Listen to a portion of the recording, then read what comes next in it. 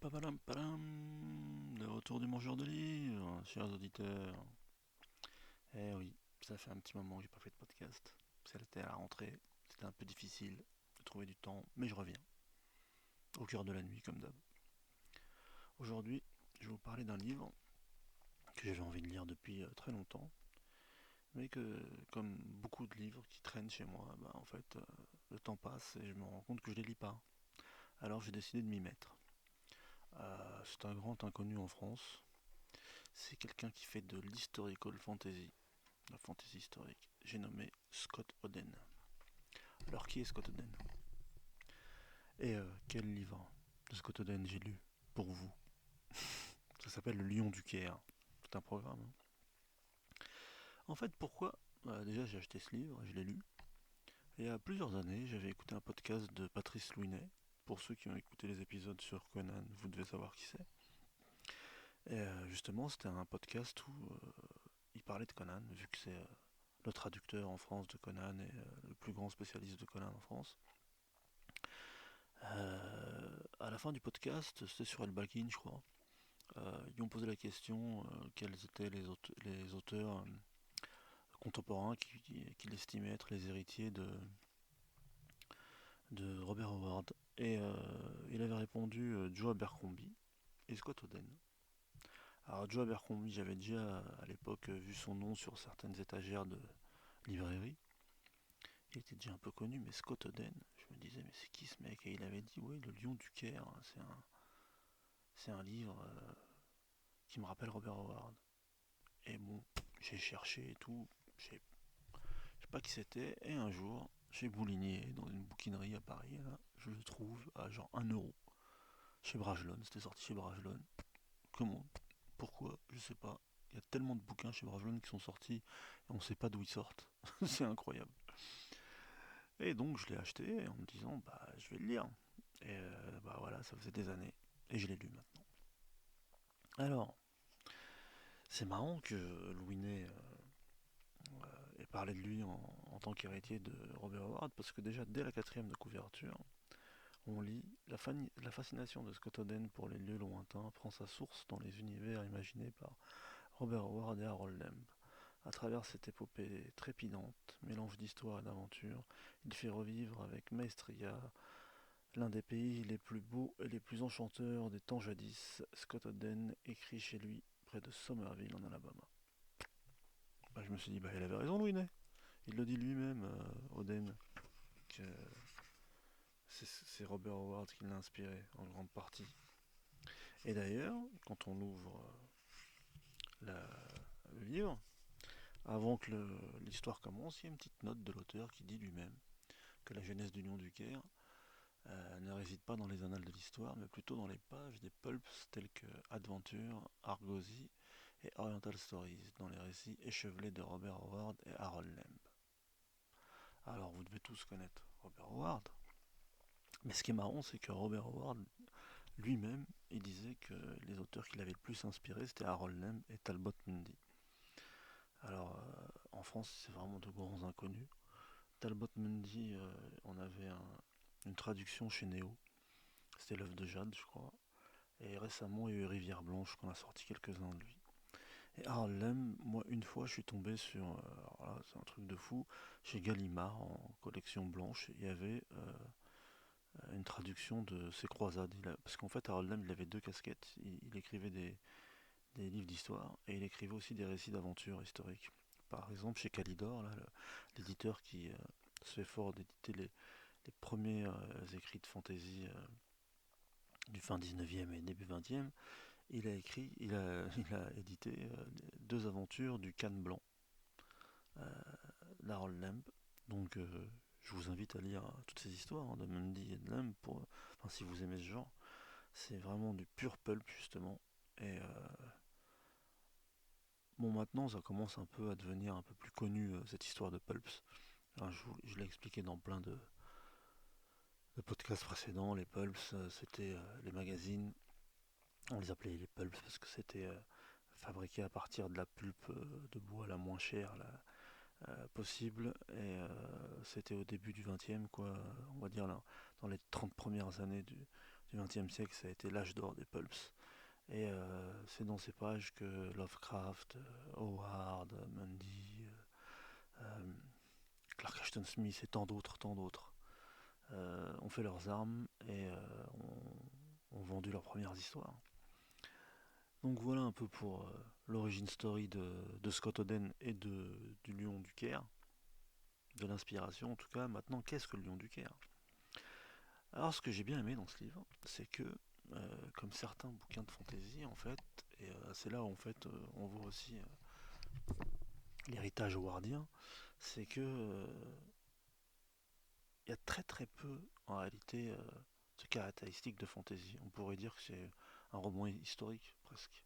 Parce que ça se passe au Caire, hein, comme le dit le titre, et il s'est vraiment renseigné sur même la topographie du Caire du XIIe siècle, sur qui étaient les dirigeants du Caire de l'époque, quels étaient les ennemis de la famille au pouvoir. Euh, il s'est vraiment renseigné aussi sur l'éléchisme dans l'islam, parce qu'à l'époque c'était un enjeu important. Et donc on pourrait lire ce livre quasiment comme un roman historique. Mais là où il est malin, c'est qu'il y a quelques toutes petites touches en réalité de magie, genre de la nécromancie par-ci par-là, des choses comme ça, qui font que on peut rattacher ce livre au genre la fantaisie. Donc c'est un petit peu d'épices quoi en plus, un petit peu de sel. Et donc qui est le lion du Caire? Le lion du Caire, on l'appelle le lion du Caire parce qu'il s'appelle Assad, et en arabe ça veut dire le lion. Et en fait, son surnom, le lion du Caire, c'est l'émir du couteau. Pourquoi? Parce qu'il fait partie de l'ordre des assassins.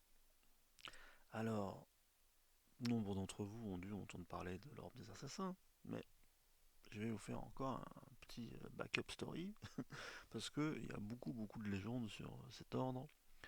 D'aucuns les qualifient de secte, notamment le fait que le mot assassin en français justement découlerait du mot hachichin en arabe, parce que justement cette secte envoyait des gens tuer des officiels, des politiques à travers tout le monde musulman, euh, après les avoir en gros drogués au hashish pour qu'ils n'aient plus peur de mourir.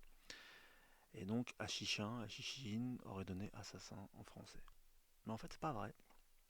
Le terme assassin vient du mot en arabe assassiyun, parce que euh, Hassan Sabah, l'homme qui a créé cet ordre et non pas cette secte, euh, en 1090, euh, voulait revenir à ce qu'il appelait lui les asses. Les asses en arabe, c'est les fondements de l'islam en réalité. Il voulait revenir à une espèce d'islam pur.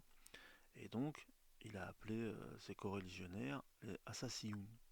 Donc, assassin vient bien d'un mot arabe, mais c'est assassiyun et non pas hachichien. Et c'était pas genre des fanatiques drogués qui allaient buter des gens, et comme le disent de nombreux, parfois même historiens, c'était pas les premiers terroristes en réalité.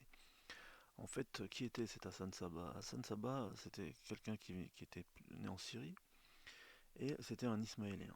Alors, je sais que pour plein de gens, les différents schismes de l'islam, c'est vraiment un truc nébuleux, même pour les musulmans. Il y a tellement de factions différentes, de spin-off, de schismes à l'intérieur, donc comme dans toutes les grandes religions. Hein. C'est comme, par exemple, dans le christianisme, hein, il y a le grand schisme avec les orthodoxes, mais il y a aussi les protestants d'un autre côté, et puis après à l'intérieur même du catholicisme, il y a différents courants. Après il y a les églises d'Orient, après il y a les monophysites, après, enfin bref, ça s'arrête jamais. Et c'est pareil en islam. Et donc en fait, euh, ce gars-là, Hassan Sabah, il faisait partie déjà de la voie chiite et non pas sunnite. Alors, c'est qui les chiites? Pour aller vite, c'est une fois que le prophète de l'islam, Mahomet, est mort, il y a eu deux courants en fait. Il y a ceux qui voulaient que ce soit les membres de sa famille qui reprennent le pouvoir en gros, que ce soit dynastique. et d'autres qui disaient que non, on devait élire les meilleurs d'entre eux pour diriger la communauté. Donc après sa mort, il y a eu ce qu'on a appelé les quatre califes éclairés, parce que c'était quatre de ses compagnons, et que dans l'islam on estime que ça a été les plus proches de la façon de faire du prophète. Mais le dernier de ces califes, c'était son gendre et son cousin. Il s'appelait Ali. Et ce qui a donné ensuite les chiites, c'est ceux qui justement ont pensé que c'était Ali en fait qui devait revenir le califat depuis le début, et ensuite les descendants d'Ali, quoi. Donc ça a créé un schisme, et à l'intérieur de ce schisme, il y a eu des divergences. Euh, Eux, ils pensaient que le califat, en fait, ils ont appelé ça l'imama, et donc ça se transmettait de génération en génération. Et en gros, pour eux, tout allait bien jusqu'au, je crois, au septième ou huitième imam. Et à ce moment-là, cet imam, en fait, il a eu trois enfants, trois fils, et deux d'entre eux sont morts avant lui, je crois, enfin, ou un d'entre eux est mort avant lui, et non, deux, ouais, un est mort avant lui, et non, deux d'entre eux sont morts avant lui, pardon. Et donc le deuxième, il avait un fils vivant, et donc il restait aussi le troisième. Et en fait, ils sont battus pour savoir si ça allait être le petit-fils qui allait reprendre l'imama ou le troisième fils. Et donc le petit-fils en question s'appelait Ismaël. Ceux qui l'ont suivi sont devenus des Ismaéliens. Alors je sais, hein, je vais un peu vite, mais c'est juste pour brosser le tableau en fait justement de l'environnement dans lequel évolue le protagoniste principal de l'histoire. Donc en fait, les Ismaéliens donc, sont ceux qui ont décidé de shifter avec ceux qui ont choisi le troisième fils. Et les Ismaéliens, en fait, miraculeusement, euh, un d'entre eux, au Xe siècle, va créer une espèce d'empire, d'abord un royaume dans l'actuelle Tunisie, et il va créer la dynastie des Fatimides. Pourquoi Fatimides? Parce que la fille préférée du prophète s'appelait Fatima. Et encore une fois, comme eux, ils estiment que justement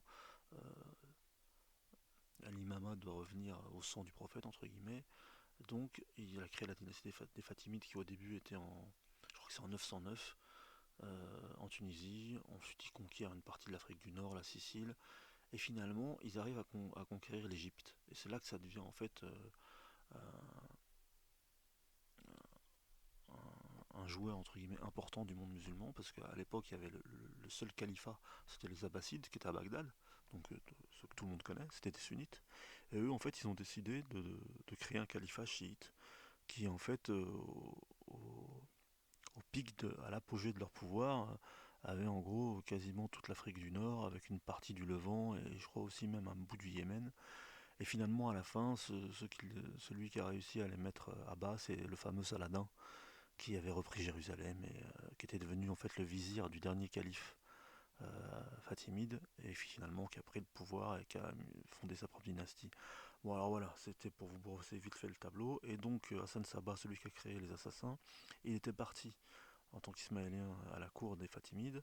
Et encore une fois, il y a eu un spin-off parce qu'apparemment, euh, il y avait un héritier là, du trône fatimide qui s'appelait Nizar, qui devait devenir calife, mais suite à des intrigues de palais, c'est un autre qui a pris le pouvoir.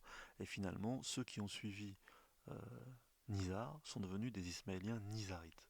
Alors c'est là où ça devient un peu compliqué. Cet Hassan Sabah donc est devenu un nizarite. Finalement, il est rentré en Iran. Il a créé l'ordre des assassins. Et il a créé le fameux nid d'aigle à Lamout. Vous avez tous entendu parler de cette forteresse nichée dans le Caucase, là, au bord de la Caspienne. Et Alamut, ça veut dire le nid d'aigle. Et finalement, à partir de ce nid d'aigle, il a commencé à créer cet ordre religieux et en même temps politique. Son but, en fait, c'était, comme je vous l'ai dit, dans son esprit, de créer une espèce d'ordre à la fois militaire et à la fois philosophique et religieux. Parce que dans leur idée, il fallait que les membres. En fait, il y avait des missionnaires qui allaient chercher dans les environs des forts, parce qu'ils ont créé plusieurs forteresses, euh, des jeunes qu'ils estimaient intelligents, parce que c'était élitiste comme mode de fonctionnement, et il leur faisait apprendre non seulement l'islam, mais aussi le néoplatonisme, les autres religions, etc. Et ceux qui arrivaient finalement à un degré assez élevé de science pouvaient se prévaloir de faire partie de l'élite de la hiérarchie. Et donc il y avait une strate de commandement, une strate de missionnaire et une strate d'assassins en gros. Et donc ce fameux Assad le long du Caire, c'est au XIIe siècle, c'est vers la fin en fait et du califat fatimide et de cette secte des assassins là. Il est envoyé par le maître de la montagne euh, pour essayer de sortir le calife du Caire des griffes de ses vizirs là, qui le manipulent et qui veulent l'éliminer, et pour créer une alliance en gros. Alors dit comme ça, c'est peut-être un peu rébarbatif. Hein. C'est vrai que là, j'ai fait une longue digression pour vous poser le truc, alors que dans le livre, hein, c'est vite fait. Mais c'est parce que en fait, c'est une période que peu de gens connaissent historiquement, et que ce soit dans le monde musulman ou dans le monde non musulman. On connaît tous les croisades, on connaît tous Bagdad, mais on connaît moins justement tous ces spin-offs justement de califat et de divergences religieuses entre les différents courants d'islam. Donc voilà, ça s'ouvre avec un duel dans les montagnes afghanes, donc ça n'a rien à voir, où ce fameux Assad se bat contre une espèce de chef de tribu afghane, et il arrive à le vaincre à l'aide du sable de son père, et il récupère en fait sur le corps de son ennemi une espèce de, il appelle ça un salawar ou un salwar, c'est le couteau traditionnel afghan qui est presque aussi long qu'une épée en fait, avec un pommeau en ivoire sur lequel est sculptée une tête de djinn. Et en fait, quand il prend le pommeau dans sa main, il ressent en même temps des sentiments de peur, de haine, de rage, et une voix en fait. C'est comme si le, le salwar était vivant. Et on s'en rendra compte plus tard que en fait il y a une entité dedans un peu mystérieuse, et même lui n'arrive pas vraiment à comprendre quelle est l'origine et le statut de l'entité qui habite le saloir. Mais c'est après ça qu'on va l'appeler en fait l'émir du couteau, parce que cette arme il va la garder toute sa vie, et c'est avec ça en fait qu'il va mener à bien ses missions d'assassin. Et donc finalement, au bout d'un moment, il est envoyé au Caire pour essayer, en ambassade en réalité, parce que justement, ce sont les deux courants divergents des Ismaéliens là, qui veulent se réconcilier en gros. Le maître, il lui dit, va faire la paix avec le calife, on est en mauvaise posture, et lui et nous, et peut-être qu'on deviendra plus fort si on fait la paix. Sur ces entrefaits, en fait, il y a un vizir déchu de ce calife qui s'était réfugié en Syrie et qui a fait alliance avec le sultan de Syrie et avec les croisés, avec le roi Amaury de Jérusalem et ses Templiers. Et en fait, ils estiment tous que le Caire est un fruit mûr pour la conquête. Donc ça fait beaucoup. Et à l'intérieur de ça, il y a aussi une branche encore rebelle des assassins. Parce que comme je vous l'ai dit, ils avaient construit plein de forteresses qui étaient un peu indépendantes les unes des autres. Et il y en a une qui s'appelle Massaïf. Et eux, en fait, ils sont encore déviés à l'intérieur même de leur ordre. Et ils sont devenus un peu plus durs et un peu plus ésotériques. Et c'est à l'intérieur de cet ordre qu'il y a justement cette espèce de nécromancien qui a réussi à convertir un ancien templier qui est devenu un peu fou et qui est un peu l'égal de l'émir du couteau en tant que tueur. Et ils se retrouvent tous en fait dans le Caire à ce moment-là, et à devoir chacun essayer de mener à bien leur mission. Et ce qui est fort en fait dans ce livre, c'est que, comme je vous l'ai dit au début, déjà on voit qu'il a fait ses devoirs, Oden, quoi, et il maîtrise. Il maîtrise et le moment historique, et la topographie des lieux, et il maîtrise même assez bien la langue arabe, parce que souvent, phonétiquement, on a des traductions, quoi, en gros, de l'arabe. Et finalement, il crée une galerie de personnages, j'allais dire de second couteau, parce que avec les mères du couteau. Mais je veux dire, en plus du calife, des différents sultans, du roi, des templiers, et de ça, il y a en fait tout le réseau déjà de cet ordre-là des assassins. Il y a l'autre réseau concurrent de Massaïf, là, des nécromanciens.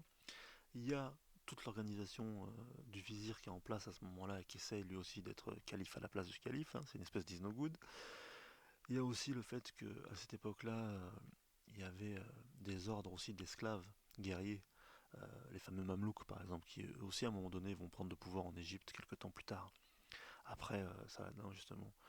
Euh, et en fait qui créent des corps d'armée différents. Par exemple à ce moment-là, il y a euh, une unité d'élite du Caucase, ce qu'on appelle les Circassiens, et, qui donc en fait ont des gens des steppes du Caucase. Il y a une unité d'élite soudanaise, qui est genre en gros l'armée noire, ils l'appellent comme ça, du calife. Et il y a une unité d'élite syrienne. Alors chacun a un émir qui les dirige, et officiellement ils sont sous les ordres du calife, mais en réalité il y en a certains qui sont sous les ordres du vizir, d'autres qui sont plus fidèles au calife. À côté de ça, il y a des espions des Templiers qui se mènent au jeu et qui essaient de préparer le terrain justement à l'armée croisée.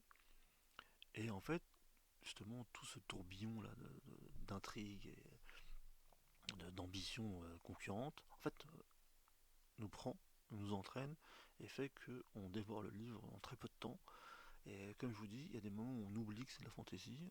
On lit ça comme une espèce de roman historique, de documentaire dans lequel on est plongé. Là, parce qu'il décrit aussi tout ce qui est la vie quotidienne du Caire à l'époque, les odeurs, les souks, les encens, les eunuques, les esclaves, le harem du calife, les passages secrets du palais. C'est dépaysant au possible et c'est super agréable à lire. Où il est malin, c'est qu'il a divisé le texte en, je crois, je sais plus, 5 ou 6 sourates. C'est malin, parce que sourate ça veut dire chapitre en fait en arabe. Et bon, à l'intérieur de ces sourates il y a des chapitres. Et en fait, c'est des chapitres très courts, ce qui fait que c'est pas lourd à lire en fait. Même quand il y a des changements de point de vue, on passe de l'un à l'autre très facilement. Et comme je le dis souvent, de toute façon, le principe de tous les livres de fantasy, c'est de multiplier le plus possible les points de vue pour qu'à un moment donné, tous les fils des intrigues différentes se renouent en une seule et on arrive au dénouement de l'histoire. Le truc, c'est est-ce qu'il va le faire avec du talent ou pas. J'estime qu'il est talentueux et je trouve dommage en fait que ce soit le seul livre d'Oden qui soit traduit en français parce qu'apparemment il a fait une trilogie qui est plus du monde viking qui est disponible bien sûr en anglais et je me rappelle en avoir entendu parler plusieurs fois d'amis amateurs justement de fantasy historique qui me disaient que c'était vraiment bon parce qu'apparemment il avait fait le même genre de recherche que pour le Lion du Caire. Et apparemment, là, en 2025, il a sorti un truc qui n'a rien à voir, un livre sur des souris dans un jardin français qui serait perdu et qui découvrirait une espèce de magie différente. Ah, ça m'a fait rigoler quand j'ai lu ça. En tout cas, comme l'avait dit Patrice Louinet, c'est un très bon héritier de Robert Howard et de Harold Lamb. Alors, encore une fois, moi je vous enjoins et je vous encourage, comme je l'ai fait par exemple dans mes 3 podcasts sur Conan, hein, qui n'ont pas été très écoutés, je dois dire. Donc je vous enjoins à lire Robert Howard, à lire Harold Lamb et à lire Scott Oden. Parce que c'est du très bon. Et encore une fois, je comprends pas pourquoi euh, cet auteur n'est pas plus connu en France. Alors, je l'ai dit souvent aussi dans le podcast, c'est vrai que l'historical fantasy en France, ça marche pas. Ça marche pas du tout. Le- Ça marche quand c'est pas de la fantasy en fait. Et encore pas trop, parce qu'il y a aussi tout ce qui est la veine de roman historique pur anglo-saxonne. Alors là, les Américains, les Anglais, il y en a des millions. Le plus connu d'entre eux pour nous, c'est Bernard Cornwell avec Uhtred, fils d'Uhtred, hein, The Last Kingdom pour ceux qui ont vu la série sur Netflix. Pour une fois, c'est une très bonne série. C'est une très bonne adaptation. Mais même ça, bizarrement, Brajlon les a ressortis là, et il n'y a pas trop de monde hein, qui les a lus. Hein. Alors qu'à l'époque où il les a écrits, Cornwell il avait été élu meilleur écrivain d'Angleterre. Donc voilà, pour ma rentrée, ça fait un petit podcast de 25 minutes. J'espère vous avoir fait un petit cours d'histoire en même temps que euh, une pastille d'Historical Fantasy. Et j'espère que je vous ai donné envie de le lire, même s'il est 3 heures du matin et que je dois avoir une voix un peu soporifique. En tout cas, je suis de retour sur les ondes. Et si ça vous plaît, comme d'habitude, partagez le podcast pour qu'on devienne tous célèbres. Hein. Salut les livres-voir.